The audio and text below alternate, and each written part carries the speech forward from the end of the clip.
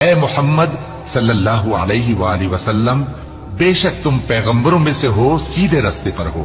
یہ قرآن غالب و مہربان کا نازل کیا ہوا ہے تاکہ تم ان لوگوں کو جن کے باپ دادا کو خبردار نہیں کیا گیا تھا خبردار کر دو کہ وہ غفلت میں پڑے ہوئے ہیں۔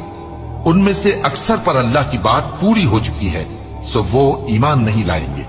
ہم نے ان کی گردنوں میں طوق ڈال رکھے ہیں اور وہ ٹھوڑیوں تک پھنسے ہوئے ہیں، تو ان کی گردنیں اکڑی ہوئی ہیں، اور ہم نے ان کے آگے بھی دیوار بنا دی اور ان کے پیچھے بھی، پھر ان پر پردہ ڈال دیا تو یہ دیکھ نہیں سکتے۔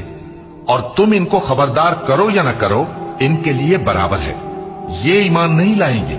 تم تو صرف اس شخص کو خبردار کر سکتے ہو جو اس نصیحت یعنی قرآن کی پیروی کرے اور رحمان سے غائبانہ ڈرے، سو اس کو مغفرت اور بڑے ثواب کی بشارت سنا دو۔